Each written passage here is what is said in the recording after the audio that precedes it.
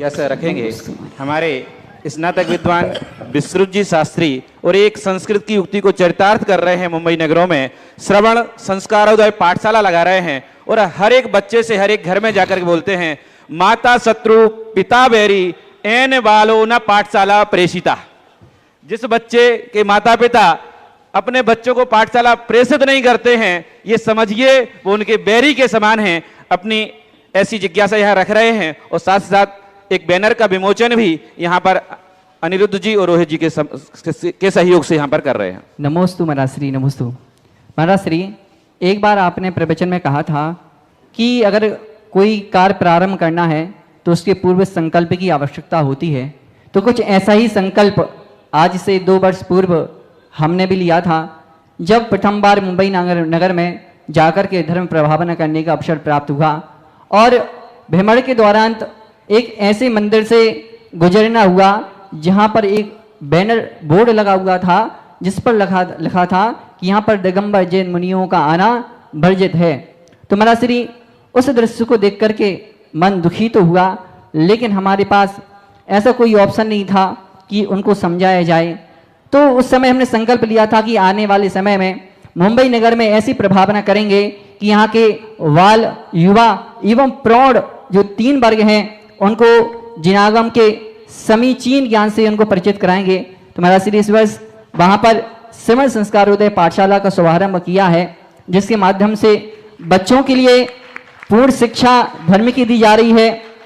उनको स्कॉलरशिप की व्यवस्था भी की है, बच्चों के लिए आने जाने के लिए वाहन की व्यवस्था भी वहाँ पर की जा रही है। तो जिस प्रकार से स्कूल आदि की व्यवस्थाएं होती हैं वैसे ही पाठशालाओं को भी वहाँ पर लिया गया है। तो महाराज श्री आशीर्वाद प्रदान करें कि अब किस प्रकार से इस कार्य क्षेत्र को आगे बढ़ाना है, किस प्रकार से प्रभावना करनी है। महाराज श्री आशीर्वाद प्रदान करें, मार्गदर्शन दें। नमोस्तु महाराज श्री। कहाँ बॉम्बे का? जी महाराज श्री। माया नगरी बॉम्बे।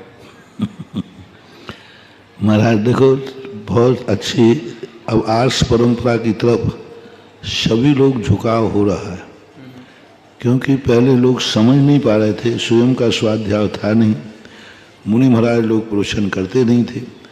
अब लोग समझ रहे हैं और जो भटक गए थे वो लौट के आ रहे हैं बॉम्बे आदि शहरों में। और तुमने बहुत अच्छा किया कि जहाँ मुनियों का प्रवेश नहीं है वहीं जाकर कार्य करने का तो एक मजा अलग होता है। यानी संस्थान के बच्चों पर भी मेरा कुछ ना कुछ तो असर आएगा। एक बार एक स्थान पर आगवानी थी और किसी ने कह दिया, महाराज जी आपको दूसरे रास्ते से ले जाएंगे। मैंने कि भाई उस रास्ते में एक मंदिर पड़ता है, उस मंदिर में मुनियों का प्रवेश वर्जित है। मैंने कि अच्छा, ये कहते ही मुझे तो फिर खुजली चली जाती है। मैंने कि अब उसी रास्ते से चलना। मैंने कि इतना बता दो मूर्ति कौन सी है? तो मूर्ति तो महाराज बहुत पुरानी है, प्रतिष्ठित है, बहुत पुरानी। मैंने कि बस हमारे बाप जहाँ हैं वहाँ मुझे कोई नहीं रोक सकता। अब सारी तैयारी पूरी दूसरे रास्ते पे थी, पूरे गेट मेट सब पूरी तैयारी थी।